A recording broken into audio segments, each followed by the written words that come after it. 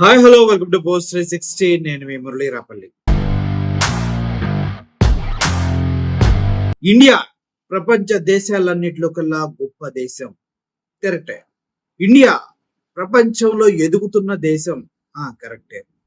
India ప్రపంచ దేశాలన్నిటికీ ఆదర్శం, విశ్వగురు మా మోడీ. అవునా? ఎలా? హౌ? అదే మన ఇండియా చుట్టూ ఉన్నటువంటి భూభాగాన్ని ఎప్పుడైనా మనం క్లియర్ గా పరిశీలించామా? అసలు మనకి ఎవరెవరు శత్రువులు, ఎవరెవరు మిత్రులు, మన చుట్టూ పక్కల ఉన్న దేశాలతో మన అనుబంధం ఎలా ఉందో ఎప్పుడన్నా గమనించామా? ఆలోచించండి ఒకసారి.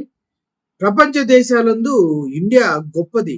జనాభాలో తప్పదు, ఒప్పుకోవాలి. యంగెస్ట్ పాపులేషన్ ఇన్ ఇండియా ఉంది కాబట్టి ఆ పేరు కావాల్సిందే. కానీ వాస్తవాన్ని మనం చూసినట్లయితే విశ్వగురు విశ్వగురు విశ్వగురు ఎవరు విశ్వగురు, ఎవడికి విశ్వగురు? నీ పక్కనున్న దేశాలతోనే నీ బ్రతుకు సరిగా లేదు, నువ్వు విశ్వానికి గురి ఎలా అయ్యారంటూ మోడీ గారిని ప్రశ్నించవలసిన సమయం ఇది. ఎందుకంటే మన చుట్టూ కొన్ని దేశాలని అబ్జర్వ్ చేద్దాం. శ్రీలంక మందా? కాదు కదా. శ్రీలంక కూడా చైనా వాళ్ళు వచ్చారు, అక్కడ వాళ్ళ బిజినెస్ స్టార్ట్ చేశారు. శ్రీలంకని చాలా వరకు చైనా మేనేజ్ చేస్తుంది కాబట్టి శ్రీలంక మంది కాదు. ఇంకా భూటాన్, భూటాన్ కూడా మన కంట్రీ కాదు. భూటాన్తో మనకున్న సంబంధాలు ఏంటి? అంతంత మాత్రమే, పెద్ద సంబంధాలు ఏం లేవు భూటాన్. ఆ తర్వాత నేపాల్, నేపాల్ అటు చైనాతో బిజినెస్ చేస్తే, ఇండియాతో బిజినెస్ చేస్తే చైనాతో ఎక్కువ ఉంటుంది కాబట్టి నేపాల్ గురించి మనం ఆలోచించాల్సిన అవసరం లేదు. నేపాల్తో కూడా సంబంధాలు సరిగా లేవు.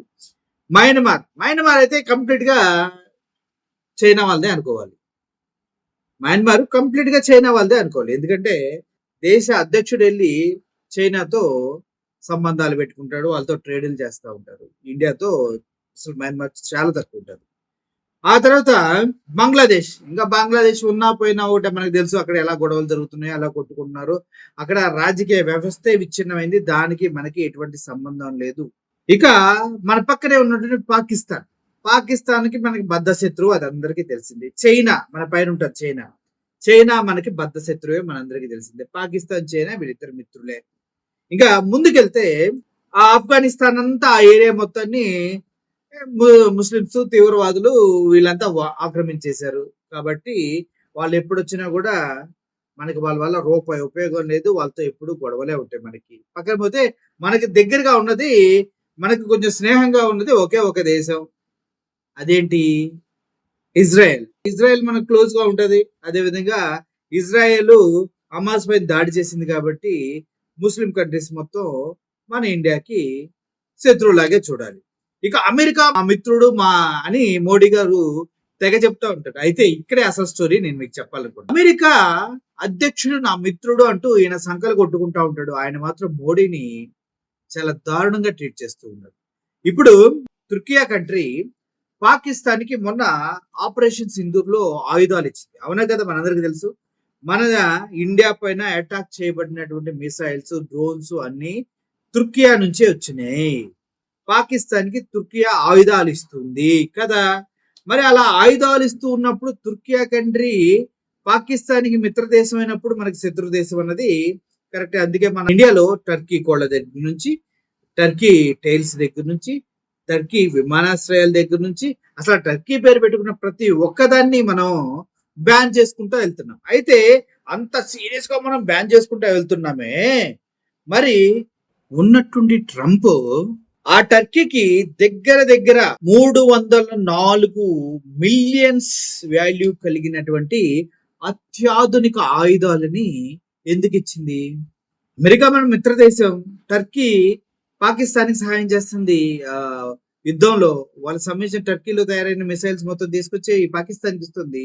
అటువంటి తరుణంలో పాకిస్తాన్ కి పరోక్షంగా సహాయం చేస్తున్నటువంటి, ప్రత్యక్షంగా పరోక్షంగా రెండు విధాలుగా సహాయం చేస్తున్నటువంటి టర్కీకి అమెరికా 3.4 మిలియన్లు, ఇండియన్ రూపీస్ కాదు, అమెరికన్ డాలర్స్ లో విలువ కలిగినటువంటి అత్యంత అత్యాధునిక ఆయుధాలని ఇస్తూ ఉంది. అంటే ఏం జరుగుతుంది? మన ఇండియా పైన మళ్ళీ ఏమైనా జరిగితే సేమ్ ఆయుధాలు మన ఇండియాలో పేలుతాయా? పేలవా? పేలుతాయి కదా. మరి అటువంటిప్పుడు ప్రత్యక్షంగా పరోక్షంగా అమెరికా పాకిస్తాన్ కి సహాయం చేస్తుందా లేదా? యుద్ధాన్ని ప్రేరేపిస్తుందా లేదా? ఇప్పుడు ఆయుధాలు ఉన్నప్పుడు ధైర్యం పెరిగి ఇండియా పైన మళ్ళీ మళ్ళీ ఉగ్రవాదులు దండెత్తి వస్తారా రారా? వస్తారు కదా! మరి అటేటప్పుడు అమెరికా మనకి మిత్ర దేశం ఎలా అవుతది? అమెరికన్ ప్రెసిడెంట్ తనకి ఏంటి ట్రేడే ఇంపార్టెంట్. తనకి బిజినెసే ఇంపార్టెంట్. ఆ విషయాన్ని ఇండియా ఎందుకు మర్చిపోతుంది? మీతో బిజినెస్ చెయ్యను మూసుకొని ఉండండిరా అంటే మోడీ గారు మెదలకుండా ఉన్నారంటూ ట్రంపే సౌదీ అరేబియా వేదికగా ఆయన చెప్పడం జరిగింది. ట్రేడ్ చెయ్యను అంటే చెయ్యి బాబు మీ యుద్ధం ఆపేస్తామని 2 కంట్రీస్ ఎళ్లి కాళ్ళ బేరానికి వచ్చాయి. నేను వాళ్ళని పిలిచి ఒక పప్పన్నం పెట్టి జీవితంలో యుద్ధం జరగకుండా చూసుకుంటా అని చెప్పి సొల్లు కబుర్లు చెప్పిన so called Donald Trump Turkey కంట్రీకి 3.4 బిలియన్స్ వర్త్ ఉన్నటువంటి అత్యాధునిక యుద్ధ సామాగ్రి ఆయుధాలను అమ్మాడు. వీళ్ళకి బిజినెస్ ఏ ముఖ్యం. దేశ భవిష్యత్తులు కాదు. మన దేశం సర్వనాశనమైన డొనాల్డ్ ట్రంప్ కు పట్టదు. మోడీ సంకల్ని కొట్టుకోవడం తప్పించి నా మిత్రుడని అంతకన్నా సీన్ లేదు. ట్రంప్ దగ్గర మోడీ ఒక చెల్లని రూపాయలా ఉన్నాడు. ఇది వాస్తవం. నిజం చెప్పాలంటే ఇప్పుడు ట్రంప్ చేసిన పనికి మన టర్కీకి సంబంధించినటువంటి అన్ని వస్తువుల్ని బ్యాన్ చేస్తున్నాము. చివరికి టర్కీ కోడులు పెంచే వాళ్ళ పైన కూడా మనం దాడులు చేస్తున్నాం. అంతెందుకు పాకిస్తాన్ లో ఉన్నటువంటి కరాచీ బేకరీల పైన కూడా మనం దాడి చేస్తున్నాం. మరి వాటన్నిటికీ ఆయుధాలు ఇచ్చి సహాయం చేస్తున్న అమెరికాని బ్యాన్ చేయగలమా? అమెరికాని చేసే దమ్ముందా? ఏనా కొడుకైనా ఇప్పుడు కొంతమంది వెళ్ళి టర్కీ కోళ్ళని బ్యాన్ చేస్తున్నాడు, టర్కీ టైల్స్ ని బ్యాన్ చేస్తున్నారు, టర్కీ విమానాశ్రయాలని బ్యాన్ చేస్తున్నారు. ఇలా టర్కీ సంబంధించినటువంటి అన్ని వస్తువుల్ని అన్ని బిజినెస్ బ్యాన్ చేసే వాళ్ళు ఇప్పుడు వెళ్ళి కరాచీ బేకర్ల మీద దాడి చేసి అక్కడ ఉన్న పఫ్ఫులు, ఎగ్ పఫ్ఫులు, కేకులు దొబ్బుకొని వెళ్ళి తినేవాళ్ళు వీళ్ళందరూ కలిసి అమెరికా పైన ఈ విధమైనటువంటి చర్యలు తీసుకోగలరా? అమెరికా చేసిందని తప్పని వాదించగలరా? మన భావదారిద్ర్యం అంత దరిద్రంగా ఉందంటే ఒక మధ్యప్రదేశ్ బీజేపీ మంత్రి కర్నల్ సోఫియా ఖురేషిని దేశద్రోహుల చెల్లి, తీవ్రవాదుల చెల్లిగా అభివర్ణిస్తుంటే ఒక్క బీజేపీ నాయకుడు గాని స్పందించలేనంత దౌర్భాగ్య స్థితిలో మన బతుకులు ఉన్నాయి. మీరు వెళ్ళి టర్కీ కోళ్ళని బ్యాన్ చేస్తారు, కరాచీ బేకర్ని కొట్టి ఎగ్ పఫ్ఫులు తినేసి విత్ సాస్ వెళ్తారు.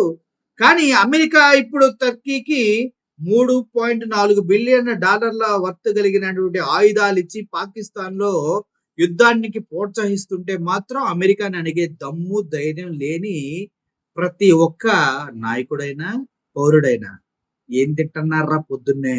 ఏం తింటున్నారా? ఒకసారి చెక్ చేసుకోండి. Thank you for watching this video. ఈ వీడియో పైన మీ అమూల్యమైన సందేశాన్ని కింద కామెంట్ రూపంలో తెలియదు. Murali signing off. Thank you so much.